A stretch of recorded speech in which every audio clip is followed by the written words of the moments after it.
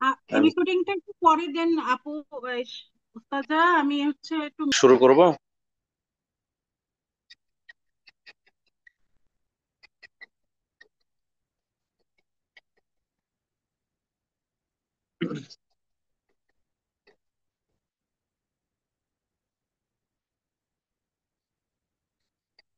বিসমিল্লাহির রহমানির রহিম। আলহামদুলিল্লাহি রাব্বিল আলামিন ওয়াল আকিবাতু লিল মুত্তাকিন ওয়াস সালাতু ওয়াস সালামু আলা সাইয়্যিদিল আমবিয়াই ওয়াল মুরসালিন নবিয়িনা ওয়া হাবিবিনা ওয়া রাসূলিনা মুহাম্মদ ইবনে আবদুল্লাহ আল আমিন ওয়া আলা আলিহি ওয়া আসহাবিহি ওয়া মান তাবি'আহুম বিইহসানিন ইলা ইয়াউমিদ্দিন। আম্মা বা'দু। قال الله سبحانه وتعالى: لن تنالوا البر حتى تنفقوا مما تحبون إلى آخر الآية। আলহামদুলিল্লাহ, শুরুতে আমরা আবারও প্রশংসা জ্ঞাপন করছি আল্লাহ সুবহানাহু ওয়া তাআলার জন্য, যার বিশেষ অনুগ্রহে অপার দয়ায় আবারও নতুন সপ্তাহে নতুন দিনে কোরআন ও সহিহ হাদিস থেকে দিনী আলোচনা শোনার জন্য, জানার জন্য এবং সে অনুযায়ী আমল করার জন্য আমরা এসো আল্লাহর পথে কোরআনের আলোয় এই গ্রুপের আয়োজনে দারসুল ফিকহের ৪৫তম পর্বে সংযুক্ত হতে পেরেছি। যে আল্লাহ সুবহানাহু ওয়া তাআলা আমাদেরকে সে তৌফিক দিয়েছেন, তার এই প্রশংসা ও কৃতজ্ঞতা আদায় করি আলহামদুলিল্লাহ। সালাত ও সালাম বর্ষিত হোক আমাদের প্রিয় নবী, সর্বশেষ নবী ও রাসূল, সর্বকালের সর্বযুগের সর্বশ্রেষ্ঠ মহামানব, উত্তম আদর্শের প্রতীক, পৃথিবীতে একমাত্র অনুসরণীয় ব্যক্তিত্ব মুহাম্মদুর রাসূলুল্লাহ সাল্লাল্লাহু আলাইহি ওয়াসাল্লাম, এর উপর তার পরিবার পরিজন, তার সঙ্গী সাথী এবং কিয়ামত পর্যন্ত একনিষ্ঠ প্রতিটি অনুসারী নরনারীর উপর বর্ষিত হোক শান্তির অমিয় ধারা। আল্লাহুম্মা আমিন। প্রিয় উপস্থিতি, এসো আল্লাহর পথে কোরআনের আলোয় গ্রুপের আয়োজনে আজকের ৪৫তম দারসুল ফিকহে কাছে দূরে দেশে প্রবাসে যে এখান থেকে অংশগ্রহণ করেছেন, শুরুতে জানাচ্ছি সকলকে আন্তরিক অভিনন্দন, শুভেচ্ছা, মোবারকবাদ। পাশাপাশি আল্লাহ তাআলার কাছে দোয়া করছি আল্লাহ রাব্বুল আলামিন আমাদের প্রত্যেকটা কাজে, প্রত্যেকটা ইবাদতের কাজে ইখলাস দান করুন, আন্তরিকতা দান করুন, নিষ্ঠার সাথে, একাগ্রতার সাথে, যেন শুধুমাত্র আল্লাহ রাব্বুল আলামিনের সন্তুষ্টির জন্যই আমাদের কথা, কাজ, লেনদেন, আচার আচরণ, উঠা বসা এগুলো আল্লাহর সন্তুষ্টির নিমিত্তে হয়ে থাকে। আল্লাহ সে তৌফিক দান করুন এবং সেইগুলোর পরিপূর্ণ সওয়াব, প্রতিদান, জাযা দান করুন। আল্লাহুম্মা আমিন। সম্মানিত উপস্থিতি, আজকের ৪৫তম দারসুল ফিকহে বরাবরের মতোই লেনদেন সংক্রান্ত কিছু বিষয় আলোচনা করা হবে বলে আমরা ঘোষণা দিয়েছি, যেখানে স্থান পেয়েছে ওয়াকফ এর বিধিবিধান। আমরা পরস্পরকে বিভিন্ন সময় হাদিয়া, উপঢৌকন, গিফট প্রদান করে থাকি, সেগুলোর ক্ষেত্রে ইসলামের দৃষ্টিভঙ্গি। আবার কখনো কখনো আমরা বিভিন্ন ক্ষেত্রে পুরস্কার ঘোষণা করে থাকি, হারিয়ে গেলে, পালিয়ে গেলে উদ্ধার করার জন্য অথবা কোনো কিছু সাধন করার জন্য। সেগুলো সম্পর্কে ইসলাম এর নির্দেশনা কি, সেগুলো আমরা সংক্ষেপে জানার চেষ্টা করব এবং পাশাপাশি নিয়মিত আয়োজন প্রশ্নোত্তর সেটি শেষ দিকে থাকবে ইনশাআল্লাহ। সম্মানিত উপস্থিতি, সেই হিসেবে শুরুতে আমরা ওয়াকফের আলোচনা অবতারণা করতে চাই। ওয়াকফ এটি একটি পরিভাষা, এটি একটি পরিভাষা, এটির সাথে আমরা মোটামুটি অনেকেই পরিচিত রয়েছি। এটি দান খেরাতের একটি অংশ, যে সদকা জারিয়া, তার এটা একটা অংশ, গুরুত্বপূর্ণ পার্ট। এটি আলাদা কিছু নয়, তবে কিছুটা ধরনের ক্ষেত্রে ভিন্নতা রয়েছে, এই জন্য নামকরণেও ভিন্নতা এসেছে। মূলত ওয়াকফ এটি আরবি শব্দ, যার অর্থ হচ্ছে কোনো কিছুকে আটকে রাখা, থামিয়ে রাখা, কোনো কিছুকে আটকে রাখা, থামিয়ে রাখা, আবদ্ধ রাখা, এটাকে ওয়াকফ বলা হয়। এখান থেকে যারা আরাবিয়ান কান্ট্রি গুলোতে গিয়েছেন দেখবেন লেখা থাকে মাওয়াকিফ আস-সাইয়ারাত, কার পার্কিং, মাওয়াকিফ আস-সাইয়ারাত, যেহেতু সেখানে গাড়ি রাখা হয় সেই হিসেবে এটাকে মাওয়াকিফ বলা হয়। কিন্তু ইসলামী শরীয়তের পরিভাষায় ওয়াকফ দ্বারা উদ্দেশ্য কি? ওয়াকফ দ্বারা উদ্দেশ্য হচ্ছে হাবসুল আসল ওয়া তাসবিলুস সামারা আও আল মানফাআ। কোন জিনিসের মূলটাকে আবদ্ধ রেখে, আটকিয়ে রেখে তার ফলাফলটা বিতরণ করা, তার ফলাফলটা বিতরণ করা, তার উপার্জনটা বিলিয়ে দেওয়া, দান করে দেওয়া। এটা অন্যভাবে বলা হয় যে এরকম কোন জিনিস নির্ধারণ করা, আহ আবদ্ধ রাখা, আটকিয়ে রাখা, অন্যের কাছে হস্তান্তর না করা, যার দ্বারা উপকৃত হওয়া সম্ভব। এরকম উপকৃত হওয়া সম্ভব এই জিনিস আটকিয়ে রেখে তার উপকারটা মানুষের মধ্যে বিতরণ করে দেওয়া, মানুষকে দিয়ে দেওয়া, আল্লাহ তাআলার নৈকট্য লাভের জন্য, আল্লাহ তাআলার নৈকট্য লাভের জন্য। এটা এরকম, কারো একখণ্ড জমি আছে, ভূমি আছে, জায়গা আছে, যেটা হয়তো চাষবাস হয়, আবাদ করলে সেখান থেকে উৎপাদন হয়।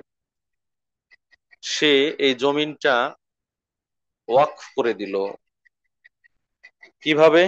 যে এই জমিন বিক্রি করা যাবে না, এটা ওয়াকফ, ওয়াকফ এস্টেট বলে, এটা হচ্ছে ওয়াকফ, এটা বিক্রি করা যাবে না। তবে এই জমিন চাষবাস করে যা লাভ হবে, যা উৎপাদন হবে, সেই উৎপাদনটা নির্দিষ্ট খাতে ব্যয় করা হবে, বিতরণ করা হবে। কারো একটা আম গাছ রয়েছে, সেটাকে ওয়াকফ করে দিল। কি শর্তে? যে আম গাছটা কেটে ফেলা হবে না, বিক্রি করা যাবে না, তবে এর যে ফল ধরবে সেই ফলগুলো অমুক শ্রেণীর মানুষের মধ্যে বিতরণ করা হবে। কারো একটা পুকুর আছে, পুকুরে মাছ চাষ করে, সেই পুকুরটা, খালটা ওয়াকফ করে দিল। ওয়াকফ মানেই হচ্ছে যে এই জায়গাটা কেউ মালিকানায় নিতে পারবে না, এটা যিনি ওয়াকফ করলেন তার মালিকানায় থাকবে। কিন্তু এই পুকুর থেকে যা উৎপাদন হবে, মাছ চাষ হবে, সেটার সাধারণ নির্দিষ্ট যে খাত থাকবে, সেই খাতে সেটা ব্যয় করা হবে। এটাই হচ্ছে ওয়াকফ। সম্মানিত উপস্থিতি, এটা আমরা শুরুতে বললাম যে একজন মুমিন ও মুসলিম যে দান করেন, বিশেষ করে সদকা জারিয়া হিসেবে, সেই সদকা জারিয়ার গুরুত্বপূর্ণ একটি অংশ হচ্ছে ওয়াকফ। আপনি কাউকে নগদ 1000 টাকা দান করে দিলেন, সন্দেহে এটা সওয়াবের কাজ। যিনি দানটা পেলেন তিনি উপকৃত হবেন, তিনি উপকৃত হবেন, কিন্তু এটা হয়তো দীর্ঘস্থায়ী হবে না, এটা দীর্ঘস্থায়ী হবে না। কিন্তু আপনি কাউকে একটা, এর আগে যে উদাহরণগুলো দিলাম, এরকম কিছু একটা 1000 টাকা দিয়ে গাছ কিনে দিলেন, অথবা একটা বাড়ি দিয়ে দিলেন, সেটা যতদিন থাকবে ততদিন পর্যন্ত সদকা জারিয়া হিসেবে গণ্য হবে। সেই হিসেবে ওয়াকফ এটা দানেরই অংশ, সদকা জারিয়ার অংশ।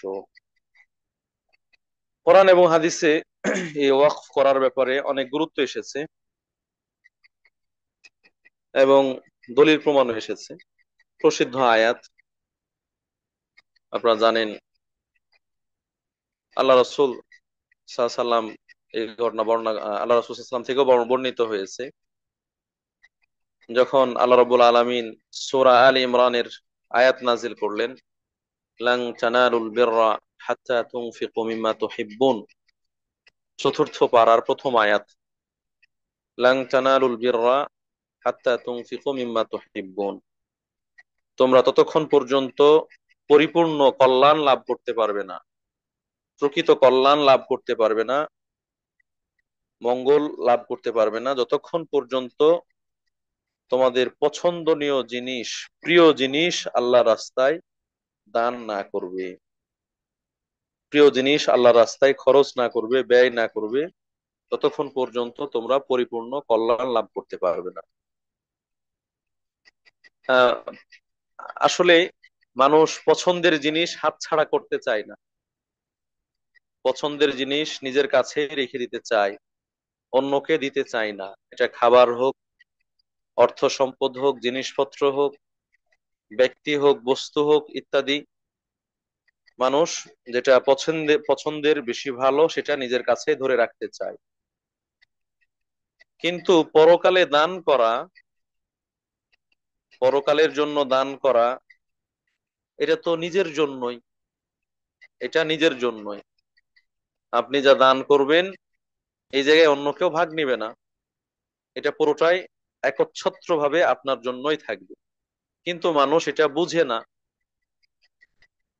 দুনিয়াতে পছন্দনীয় জিনিস নিজের হাতে রাখতে চায়, নিজের কাছে ধরে রাখতে চায়, হাতছাড়া করতে চায় না। এটাই পরকালেও তার জন্য নিজের হোক, তার যেন হাতছাড়া না হয়, আল্লাহ সে পরামর্শ দিয়েছেন। এজন্য কিন্তু মানুষ এটা বুঝে না। এজন্য আল্লাহ রাব্বুল আলামিন সেইভাবে বিধান নাজিল করেছেন যে তোমার পছন্দনীয় জিনিস তুমি দান করো, তাহলে তুমি পরিপূর্ণ কল্যাণ লাভ করতে পারবে, তোমার প্রিয় জিনিস তোমারই থাকবে। তো এই আয়াত যখন নাজিল হলো, তলহা রাদিয়াল্লাহু তাআলা আনহু, তিনি রাসূলুল্লাহকে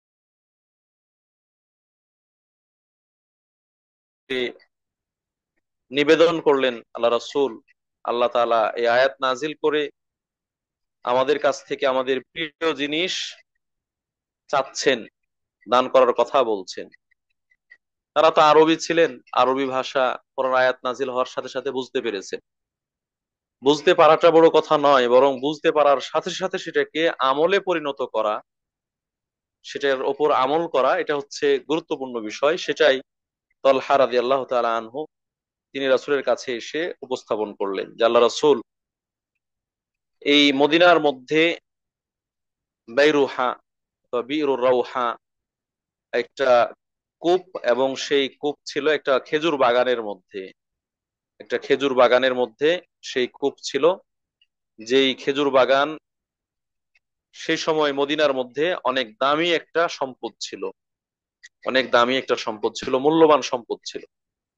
তিনি আল্লাহ রাসূলের কাছে গিয়ে উপস্থাপন করলেন, আল্লাহ রাসূল, আল্লাহ তাআলা আমাদেরকে প্রিয় জিনিস দান করতে বলেছেন, আর আমার কাছে সবচেয়ে প্রিয় জিনিস হচ্ছে এই খেজুরের বাগানটা, এই খেজুরের বাগানটা। অতএব আপনি এটি আল্লাহ যেই যেই খাতে দান করার কথা বলেছেন সেই খাতে দান করে দিন, ব্যয় করে দিন, আপনি যেভাবে চান সেটা খরচ করুন। আল্লাহু আকবার।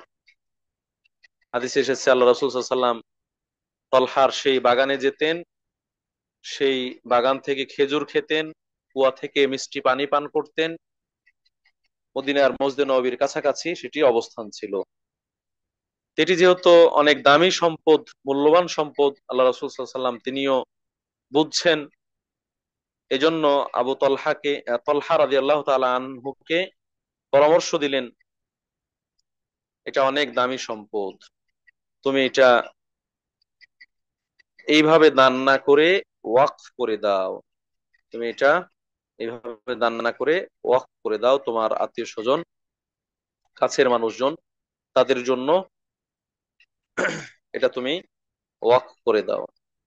প্রিয় উপস্থিতি, এরপরে তলহা রাদিয়াল্লাহু তাআলা আনহু এই বিরুর রাউহা বা বাইরুহা খেজুর বাগান সহ এই কুয়াটাকে তিনি ওয়াকফ করে দিলেন। এখান থেকে যা উৎপাদন হতো সেটা তার আহ চাচাতো ভাই, নিজের রক্তের সম্পর্কের আত্মীয় স্বজন যারা ছিল তাদের জন্য এটা নির্ধারণ করে দিলেন। তাদের জন্য নির্ধারণ করে দিলেন এখান থেকে যা উপার্জন হবে এটা তাদের মধ্যে বন্টন করা হবে। সম্মানিত উপস্থিতি, তাহলে এটা কোরআন আয়াত এবং রাসূলুল্লাহ সাল্লাল্লাহু আলাইহি সাল্লামের হাদিসের মাধ্যমে প্রমাণিত হলো যে স্বয়ং এই আয়াতের বাস্তবায়নের জন্য তিনি তলহা রাদিয়াল্লাহু তাআলা আনহুকে, আবু তলহা রাদিয়াল্লাহু তাআলা আনহুকে আহ ওয়াকফ করার পরামর্শ দিয়েছিলেন। আবু তলহা রাদিয়াল্লাহু তাআলা আনহু আনাস রাদিয়াল্লাহু তাআলা আনহুর আহ বাবা, সৎ বাবা, তিনি এই ওয়াকফের কাজটি সম্পন্ন করেছেন। অনুরূপভাবে ওয়াকফ এটি একটি ভালো কাজ, আর দানের কাজ, ভালো কাজ, সেটি আল্লাহ রাব্বুল আলামিন কবুল করবেন, তার পরিপূর্ণ প্রতিদান দিবেন। সেটা কোরআনের অন্য আয়াতে এসেছে, মা তুনফিকু মিন খাইরিন ইউওয়াফা ইলাইকুম ওয়া আনতুম লা তুজলামুন। তোমরা যে কোনো ভালো কাজ করবে, কল্যাণকর কাজ করবে, দান খেরাত করবে, আল্লাহ রাব্বুল আলামিন তোমাদেরকে কিয়ামতের দিন এটি পরিপূর্ণভাবে বুঝিয়ে দিবেন। এটি পরিপূর্ণভাবে বুঝিয়ে দিবেন। এক্ষেত্রে কোনো কমতি করা হবে না, কোনো জুলুম করা হবে না, কোনো জুলুম করা হবে না। সম্মানিত উপস্থিতি, আল্লাহ তাআলা অন্য আরেকটি আয়াতের মধ্যে বলেছেন, এটা সূরা ইয়াসিনের অনেকের মুখস্থ রয়েছে, ইন্না নাহনু নুহয়িল মাউতা ওয়া নাকতুবু মা কদ্দামু ওয়া আথারাহুম। নিশ্চয় আমি মৃতদেরকে জীবিত করব, অর্থাৎ মানুষের পুনরুত্থান হবে, মরার পরে আবার জীবিত করা হবে কিয়ামতের দিন। ওয়া নাকতুবু মা কদ্দামু ওয়া আথারাহুম, আর আমি লিপিবদ্ধ করে রাখবো যা তারা পূর্বে প্রেরণ করেছে, যা তারা পূর্বে প্রেরণ করেছে, দান খেরাত করেছে, পরকালের জন্য পুঁজি সংগ্রহ করেছে, সেটাকে আমি হেফাজত করব, সংরক্ষণ করব, লিখে রাখবো। ওয়া কুল্লা শাইইন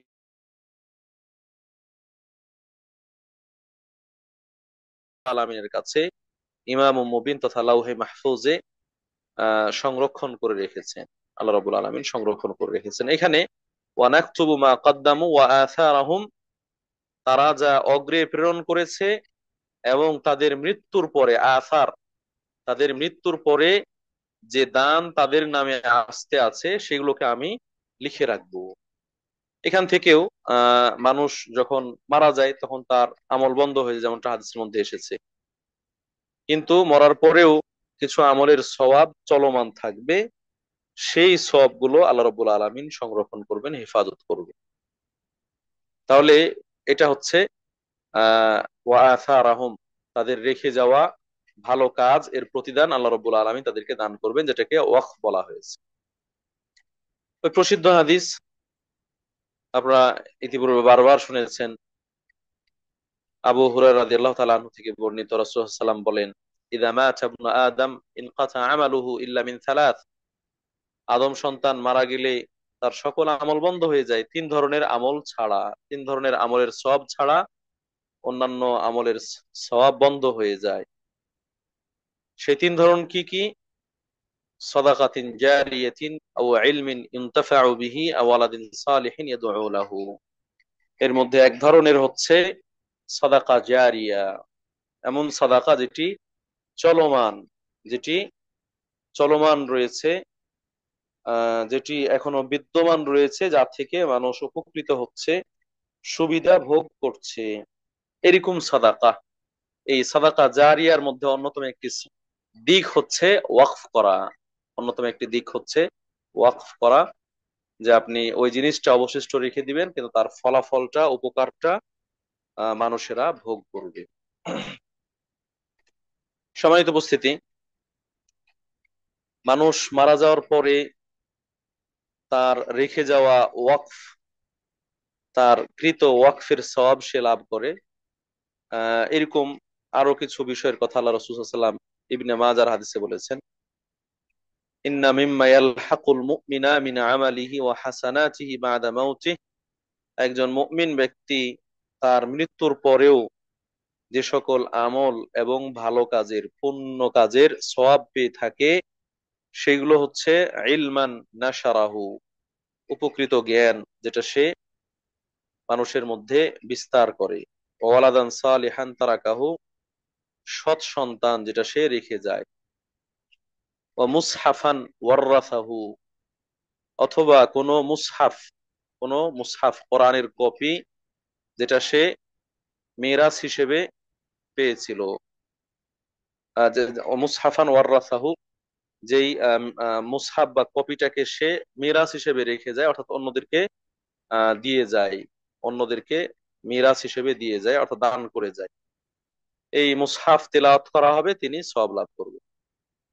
আও মসজিদান বানাহু, অথবা কোনো মসজিদ নির্মাণ করে যায় দুনিয়াতে, সেই মসজিদে সালাত আদায় হবে, তিনি সওয়াব পেতে থাকবেন। ইবাদত বন্দেগী হবে, জিকির আজকার হবে, তিনি সওয়াব পেতে থাকবেন।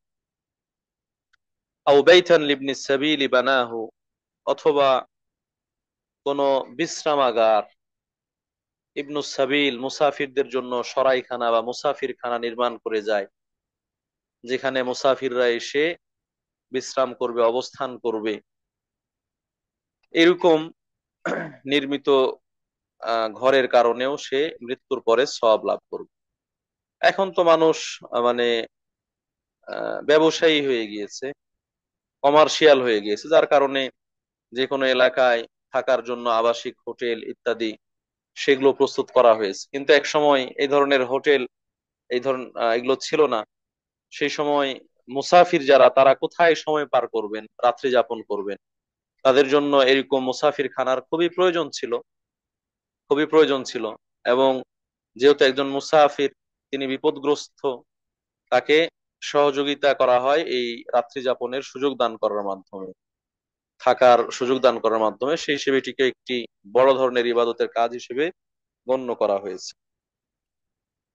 আও নাহরান আজরাহু, অথবা কোনো নদী খনন করে যান, দুনিয়াতে কোনো নদী খনন করে যান, এটা নদী ছিল না এরকম, সেটাকে নদী করে গিয়েছেন যেন মানুষ সেই নদীর পানি থেকে মানুষ পশু পাখি ইত্যাদি উপকৃত হতে পারে, চাষবাস করতে পারে, গোসল নিজেদের প্রয়োজন ইত্যাদি পূরণ করতে পারে। অথবা ছিল কিন্তু সেটাকে খনন করে সচল করেছে, বন্ধ হয়ে গিয়েছিল মাঝে মাঝে, গর্ত ছিল না, সেটাকে নাব্যতা ফিরিয়ে নিয়ে এসেছে। আও সাদাকাতান আজরাহা আখরাজাহা মিন মালিহি ফি সিহহাতি ওয়া হায়াতিহি, অথবা এরকম কোন সাদাকা করে গিয়েছে তার জীবদ্দশায়, সুস্থতার সময়ে, তালহাকুহু মিন বাদি মাউতিহি, যেই সাদাকার সওয়াব সে মৃত্যুর পরেও লাভ করবে। এখানে বিশেষভাবে শেষের পয়েন্টটা হচ্ছে আমাদের আলোচনার সাথে সামঞ্জস্যপূর্ণ, যে মানুষ জীবিত অবস্থায়, সুস্থ অবস্থায় এরকম কোন দান করে গিয়েছে যেটা এখন অবশিষ্ট রয়েছে, যার সওয়াব সে মৃত্যুর পরেও লাভ করবে, তার সওয়াব মৃত্যুর পরে লাভ করবে। সম্মানিত উপস্থিতি, তাহলে এই হাদিস থেকেও আমরা ওয়াকফ নামক ইবাদতের মাধ্যমে পরকালীন পাথেয় সংগ্রহ করার জন্য সুন্দর একটা মাধ্যম পাচ্ছি, সেটি হচ্ছে ওয়াকফ নামক দান করা, ইবাদত করা। এই ব্যাপারে আসলে অনেকগুলো হাদিস রয়েছে, সাহাবায়ে কেরাম তারা নিজেরাই ওয়াকফ করেছেন রাসূলের জীবদ্দশাতে। প্রথমত আল্লাহ রাসূল নিজে করেছেন, করে বুঝিয়ে গিয়েছেন বিভিন্ন দিক থেকে, এবং সাহাবীদেরকে উদ্বুদ্ধ করেছেন। এরপরে সাহাবায়ে কেরামও সেই ওয়াকফ সম্পন্ন করেছেন। এজন্য জাবের রাদিয়াল্লাহু তাআলা আনহু জাবের রাদিয়াল্লাহু তাআলা আনহু তিনি বলছেন যে, মা মিন আসহাবিন নবী সাল্লাল্লাহু আলাইহি ওয়াসাল্লাম আও লাম ইয়াকুন আহাদুন মিন আসহাবিন নবী সাল্লাল্লাহু আলাইহি ওয়াসাল্লাম যু মাকদিরাতিন ইল্লা ওয়াকাফা। নবী সাল্লাল্লাহু আলাইহি ওয়াসাল্লামের প্রত্যেক সাহাবী যারাই ওয়াকফ করতে সামর্থ্য রাখতেন, ওয়াকফ করার মতো সচ্ছলতা ছিল, সবাই ওয়াকফ করেছেন। সুবহানাল্লাহ। সাহাবায়ে কেরাম তারা এই উম্মতের প্রথম শ্রেণীর শ্রেষ্ঠ মুসলিম, তাদের রাসূল সাল্লাল্লাহু আলাইহি ওয়াসাল্লামের সাহচর্য লাভের যে মর্যাদা, যেটা তাদেরকে সবার উপরে সম্মানিত করেছে, শ্রেষ্ঠত্ব দিয়েছে। তাদের এত আমল থাকা সত্ত্বেও তাদের প্রত্যেকে এই ওয়াকফের গুরুত্ব বুঝে তারা কি করেছেন, ওয়াকফ নামক দানের ইবাদতটি সম্পন্ন করেছেন। এই যে ওমর ইবনুল খাত্তাব রাদিয়াল্লাহু তাআলা আনহু, তিনি বলছেন যে আমি খাইবার যুদ্ধে একটা গনিমত হিসেবে সম্পদ পেয়েছিলাম, জমিন পেয়েছিলাম। তো সেই ওমরের ছেলে আব্দুল্লাহ ইবনে ওমর তিনি বলছেন যে আমার বাবা খাইবার যুদ্ধে একটা জমিন পেয়েছিলেন। তো তিনি নবী সাল্লাল্লাহু আলাইহি ওয়াসাল্লামের কাছে আসলেন এ ব্যাপারে পরামর্শ করতে, যেটা কি করবেন। রাসূলুল্লাহ সাল্লাল্লাহু আলাইহি ওয়াসাল্লাম আহ তিনি বললেন যে তোমার কাছে এটা যেহেতু শ্রেষ্ঠ সম্পদ, তুমি যদি চাও, ইন শিইতা হাবাস্তা আসলাহা ওয়া তাসাদ্দাকতা বিহা, এই জমিনের মালিকানাটা তোমার কাছে ধরে রেখে যা উৎপাদন হবে, যা ফলাফল পাওয়া যাবে সেটা তুমি দান করে দিবে, এমনটা করতে পারো। সম্মানিত উপস্থিতি, তাহলে আল্লাহ রাসূল সাল্লাল্লাহু আলাইহি ওয়াসাল্লাম তাকে সরাসরি ওয়াকফ করার ব্যাপারে নির্দেশ দিলেন। রাসূলের পরামর্শ পেয়ে ফাতাসাদ্দাকা বিহা উমারু আন্নাহু লা ইউবাউ ওয়া লা ইউহাবু ওয়া লা ইউরাস, তিনি এইভাবে সাদকা করলেন যে এই জমিনটা বিক্রি করা যাবে না, কাউকে জমিনের মালিকানা হেবা করা যাবে না, এবং কেউ মিরাস হিসেবেও এই জমিন লাভ করবে না। তার মানে জমিটা থেকে গেল। وتصدق بها في الفقراء وفي القربى وفي الرقاب وفي سبيل الله وابن السبيل والضيف, এবং তিনি এই জমিন থেকে যা উৎপাদন হবে সেই উৎপাদিত লাভটা, উপার্জনটা সাদকা করে দিলেন। যারা ফকির তারা এখান থেকে ভোগ করবে, যারা নিকট আত্মীয়ের আত্মীয় স্বজন তারা এখান থেকে গ্রহণ করবে, যারা দাস দাসী সেগুলো মুক্ত করার জন্য এখান থেকে খরচ করা হবে, আল্লাহ রাস্তায় যুদ্ধ জিহাদের জন্য অর্থ সম্পদের প্রয়োজন হলে এখান থেকে সহযোগিতা নেওয়া হবে, এবং ইবনুস সাবিল মুসাফির মেহমান, তাদের মেহমানদারি এখান থেকে করা হবে। পাশাপাশি লা জুনাহা আলা মান ওয়ালিয়াহা আন ইয়াকুলা মিনহা বিল মা'রুফ, যে এই সম্পদ দেখভাল করবে, তত্ত্বাবধান করবে, পরিচর্যা করবে, তিনিও ন্যায়সঙ্গতভাবে তার এই সময় ব্যয়ের বিপরীতে বেতন হিসেবে এখান থেকে গ্রহণ করতে পারবে, বেতন হিসেবে এখান থেকে গ্রহণ করতে পারবে। সম্মানিত উপস্থিতি, তাহলে ওমর রাদিয়াল্লাহু তাআলা আনহু তার জীবদ্দশায় এইভাবে ওয়াকফ করে গিয়েছেন, যে ওয়াকফের সম্পদগুলো কোন কোন খাতে ব্যয় করা হবে সেটা তিনি উল্লেখ করেছেন। একইভাবে ওসমান রাদিয়াল্লাহু তাআলা আনহু, ওসমান ইবনে আফফান দিন নূরাইন যাকে বলা হয়, রাসূলুল্লাহ সাল্লাল্লাহু আলাইহি ওয়াসাল্লামের পর্যায়ক্রমে দুই মেয়ের জামাই ছিলেন। তিনি বলছেন আনান নবী সাল্লাল্লাহু আলাইহি ওয়াসাল্লাম কাদিমাল মাদিনাতা ওয়া লাইসা বিহা মাউন ইস্তাআদাবু গায়রা বিইরি রুমা, নবী সাল্লাল্লাহু আলাইহি ওয়াসাল্লাম যখন হিজরত করে মদিনায় আসলেন, তখন মদিনায় বিইরে রুমা ছাড়া, রুমা কূপ ছাড়া অন্য কোনো কূপ ছিল না, কুয়া ছিল না পানি পান করার জন্য। অর্থাৎ বাইরে উন্মুক্ত ভাবে মানুষ পানি পান করবে এরকম কোনো ব্যবস্থা ছিল না এই কূপ বা কুয়া ছাড়া।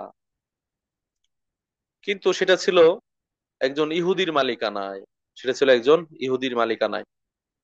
সেই কুয়া থেকে রাসূল সাল্লাল্লাহু আলাইহি ওয়াসাল্লাম, সাহাবায়ে কেরাম, অন্যান্যরাও পানি পান করত। কিন্তু সেই ইহুদি এক সময় নিষেধাজ্ঞা জারি করলো, যেখান থেকে পানি পান করতে দেওয়া হবে না। তখন আল্লাহ রাসূল সাল্লাল্লাহু আলাইহি ওয়াসাল্লাম সাহাবীদের মধ্যে ঘোষণা দিলেন, মাই ইশতারি বিরা রুমাতা ফায়াজআলা মিনহা দালওয়াহু মা দিলাইল মুসলিমিনা বিখাইরিন লাহু মিনহা ফিল জান্নাহ, কার সামর্থ্য রয়েছে, কে উদ্যোগ গ্রহণ করবে যে রুমা কূপকে ক্রয় করে নিবে, এবং এখানের প্রত্যেক বালতি পানি যেটা মুসলিমদেরকে পান করানো হবে তার বিপরীতে সে জান্নাত লাভ করবে বা জান্নাতের পানি লাভ করবে। সুবহানাল্লাহ, সুবহানাল্লাহ, দুনিয়ার এই কূপের এক বালতি পানির বিনিময়ে জান্নাতে এক বালতি পানি পাবে, জান্নাতের এক বালতি পানি পাবে। এত বড় সওয়াব লাভের মাধ্যম কেন? যেহেতু এর ব্যাপক প্রয়োজনীয়তা ছিল সেই সময়, এটা ছাড়া বিকল্প অন্য সহজলভ্য ক্ষেত্র ছিল না। ফাশতারাইতুহা মিন সুলবি মালি। ওসমান বিন আফফান রাদিয়াল্লাহু তাআলা আনহু বলছেন, রাসূল সাল্লাল্লাহু আলাইহি ওয়াসাল্লাম যখন এই ঘোষণা দিলেন, এই আহ্বান জানালেন, তখন আমি উসমান সেটি আমার মূল সম্পদ থেকে, মিন সুলবি মালি, আমার মূল সম্পদ থেকে ক্রয় করলাম, কিনে নিলাম, কিনে এটা দান করে দিলাম। সুবহানাল্লাহ। অনুরূপভাবে আল্লাহ রাসূল সাল্লাল্লাহু আলাইহি সাল্লাম তিনি তার রেখে যাওয়া জিনিস যেগুলো ছিল সেগুলো ওয়াকফ করে দিয়েছেন, যেটা তার সন্তান সন্ততির জন্য তিনি মিরাস হিসেবেও রেখে যান। প্রিয় উপস্থিতি, আমরা যে কয়েকটা আয়াত এবং হাদিস এবং সাহাবীদের ঘটনা উল্লেখ করলাম, এগুলোর মাধ্যমে ওয়াকফ নামক দানের যে বৃহৎ ইবাদত, মরার পরেও সওয়াব লাভের যে একটি অন্যতম মাধ্যম, সেটির আহ বাস্তবতা, প্রমাণ এবং প্রয়োজনীয়তা আমরা কিছুটা তুলে ধরার চেষ্টা করলাম এই আয়াত এবং হাদিসের মাধ্যমে। সম্মানিত উপস্থিতি, এর মাধ্যমে আমরা মোটামুটি ওয়াকফের যে স্বরূপ সেটাও কিছুটা হলো জানতে পেরেছি, যে এরকম কোন সম্পদ যে সম্পদটা দীর্ঘমেয়াদী, টেকসই সম্পন্ন, যার মধ্যে আহ দীর্ঘদিন টিকে থাকার সক্ষমতা রয়েছে, এই ধরনের কোন সম্পদ, মানে সহজে নষ্ট হয়ে যাবে না এই ধরনের কোন সম্পদ, এবং যা থেকে উপকার নেওয়া যায়, যা থেকে উপকার নেওয়া যায় এরকম কোন সম্পদ দান করে যাওয়া। কি শর্তে? এটা বিক্রি করা যাবে না, অন্য কাউকে এটার মালিকানা হস্তান্তর করা যাবে না, এবং এটা কেউ মিরাস হিসেবেও লাভ করবে না। তবে এখান থেকে যে উপকারটা পাওয়া যাবে সে উপকারটা তিনি হয়তো খাত নির্ধারণ করে দিবেন, অথবা বৈধ কোনো খাতে সেটা ব্যয় করা হবে। এটাই হচ্ছে ওয়াকফ, এটাই হচ্ছে ওয়াকফ।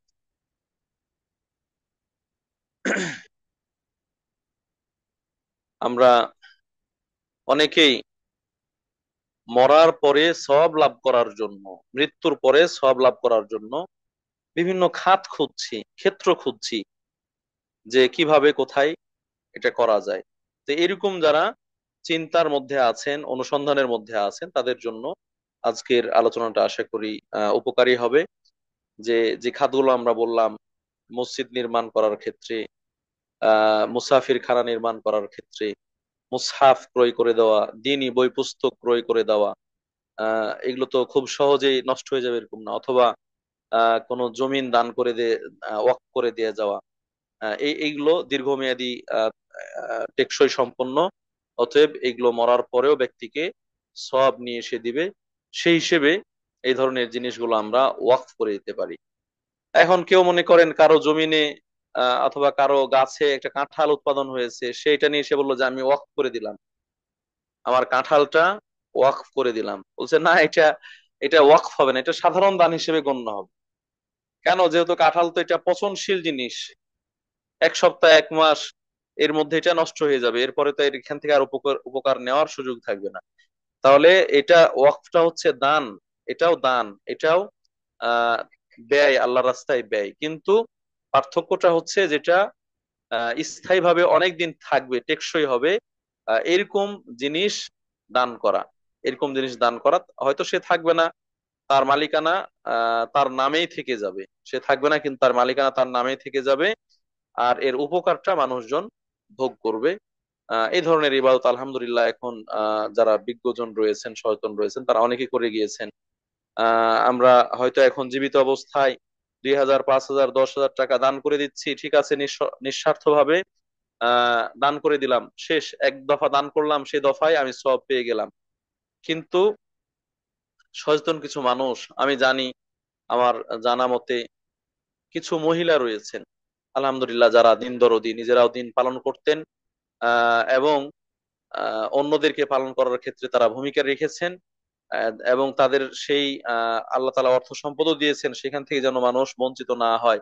এই জন্য ঢাকা শহরে দামি দামি ফ্ল্যাট, দামি দামি ফ্ল্যাট, প্লট ছিল না হয়তো তাদের, দামি দামি ফ্ল্যাট, সেইগুলো তারা ওয়াকফ করে দিয়েছে।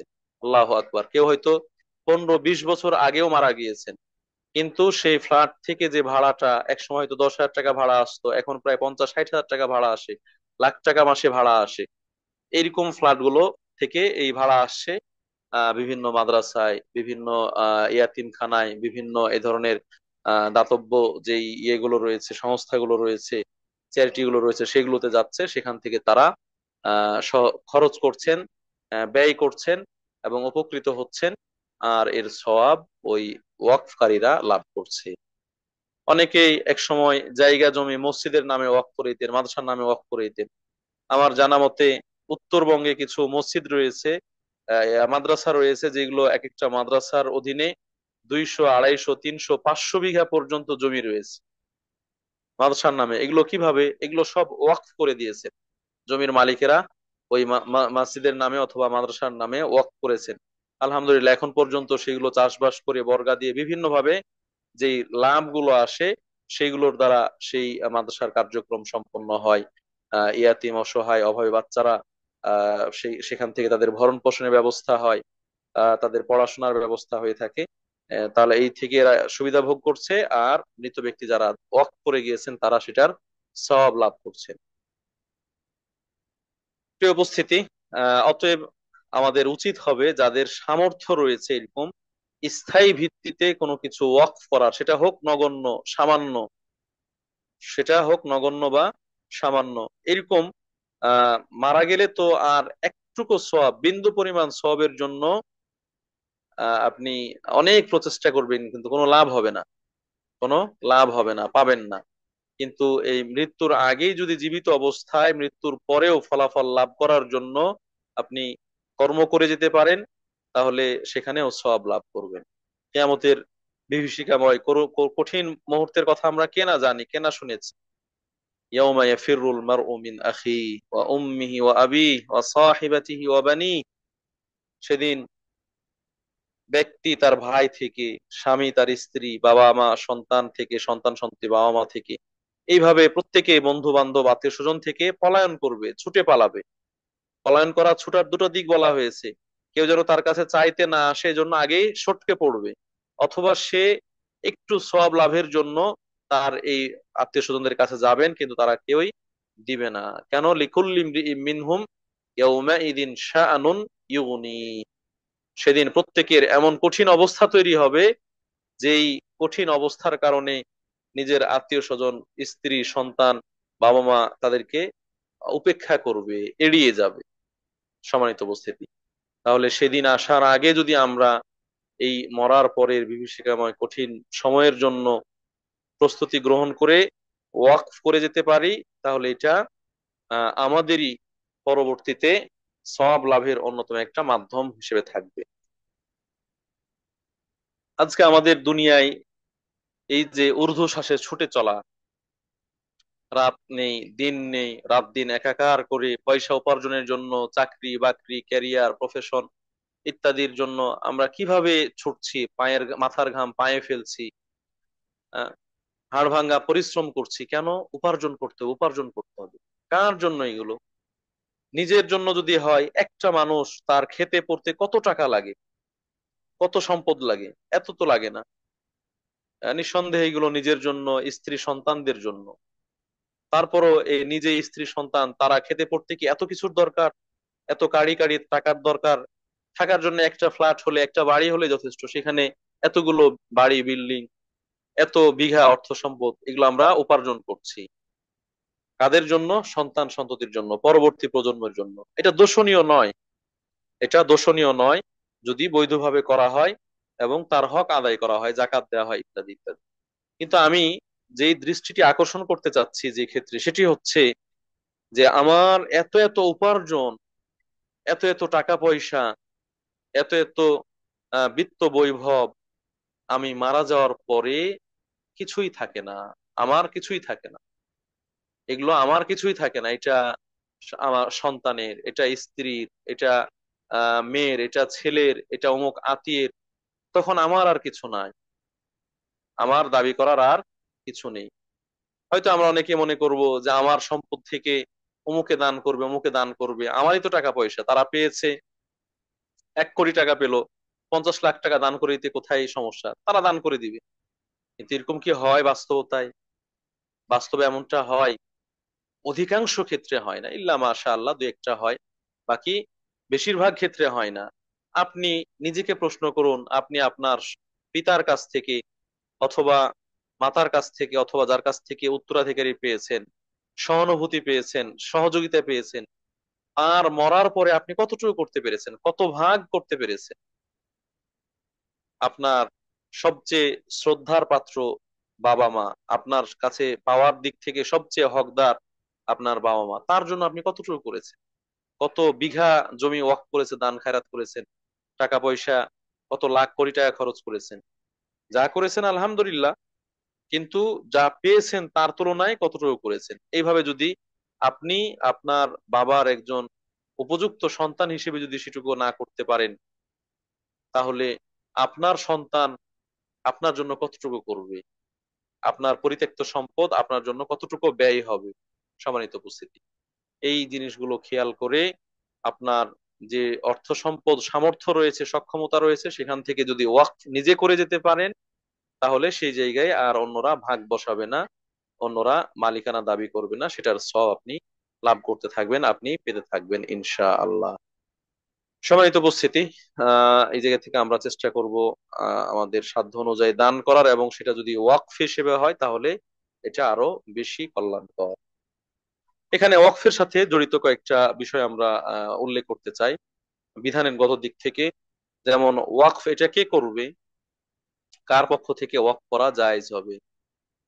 বলা হচ্ছে যার লেনদেন করা জায়েজ সে করতে পারবে, কিন্তু লেনদেন করার যদি বৈধতা না থাকে তাহলে সে করতে পারবে না। অর্থাৎ প্রাপ্তবয়স্ক হতে হবে, জ্ঞান সম্পন্ন হতে হবে, স্বাধীন হতে হবে, এবং সুবুদ্ধির অধিকারী হতে হবে। এরকম ব্যক্তি ওয়াকফ করলে সে ওয়াকফ কার্যকর হবে, না হলে কার্যকর হবে না।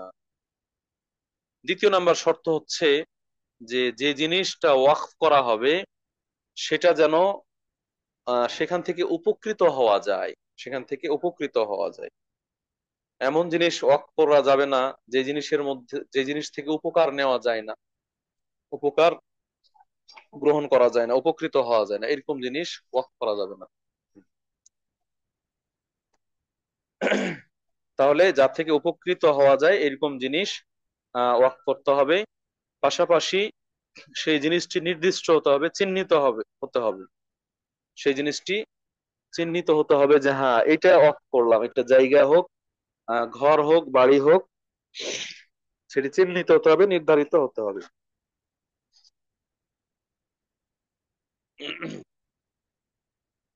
তিন নাম্বার দিক হচ্ছে ওয়াকফটা হতে হবে ভালো কাজের জন্য, কল্যাণমূলক কাজের জন্য, উপকারের জন্য, ক্ষতির জন্য নয়, বা ইসলামী শরীয়তে নিষিদ্ধ এরকম কোনো কাজের জন্য নয়।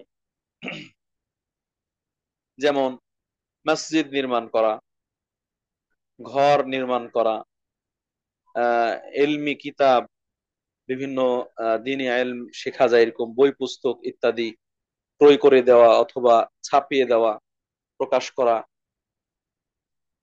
এই ধরনের কাজের জন্য কি করা? অর্থ সম্পদ ব্যয় করা।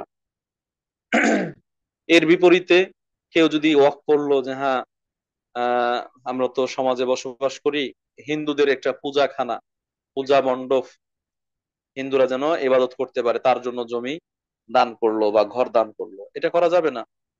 অথবা কোনো হারাম জিনিস কেনার জন্য কেউ কাউকে সহযোগিতা করলো, একটা ও হলো স্কুলে পড়ে গানের ছাত্র, গান শিখবে, এই জন্য একটা হারমোনিয়াম কিনে নিতে হবে, যেটাতে সে দীর্ঘদিন গান শিখতে পারবে। হারমোনিয়াম কিনে দেওয়ার জন্য আপনি সহযোগিতা করলেন, হ্যাঁ, এই ধরনের সহযোগিতা করা যাবে না। নেশা জাতীয় জিনিস প্রস্তুত করার জন্য আপনি সহায়তা করবেন, এই ধরনের সহযোগিতা করা যাবে না। অনেকে আছে খুব খুশি হয়ে খেলাধুলার জন্য মাঠ দিয়ে দেয়, যেখানে কি করবে? খেলাধুলা করবে। একটা যদি হয় যে হ্যাঁ শরীর চর্চা করবে, সেটা ভিন্ন কথা, কিন্তু নিছক খেলাধুলার জন্য এখানে ফুটবল খেলবে, ক্রিকেট খেলবে, আরো অন্যান্য যেগুলো বৈধ অবৈধ খেলাধুলা হবে, ছেলেমেয়েরা আড্ডা দিবে, পার্ক হিসেবে ইত্যাদি এই ধরনের জন্য অনেকে ওয়াকফ করে দেয়। এইগুলো ঠিক নয়। হ্যাঁ, হসপিটাল করবে, ক্লিনিক করবে, দাতব্য কোনো চ্যারিটি থাকবে যারা মানুষের উপকার করবে, এদের ক্ষেত্রে ওয়াকফ করা জায়েজ আছে। কিন্তু যেখানে নিষিদ্ধ কাজ হবে, অন্যায় কাজ হবে, ক্লাব হিসেবে অনেকেই জায়গা জমি দান করে। ক্লাব, যে ক্লাবে আপনার ভালো তো হয় না, মন্দগুলোই বেশি হয়। ভালো তো হয় না, বরং মন্দগুলোই বেশি হয়ে থাকে। এই ধরনের ওয়াকফ করা, এগুলো ঠিক হবে না। চতুর্থ নম্বর বিষয় হচ্ছে, ওয়াকফের ক্ষেত্রে যদি কোনো জিনিস যেটাকে ওয়াকফ করা হয়েছে তার থেকে আর এখন উপকার নেওয়ার সুযোগ নেই, তার থেকে উপকার নেওয়ার আর সুযোগ নেই, উপকার নেওয়া যাচ্ছে না, এরকম যদি হয় তাহলে সেটা বিক্রি করে দিয়ে, তার মূল্যটা জনকল্যাণমূলক কাজে ব্যয় করা যাবে, অথবা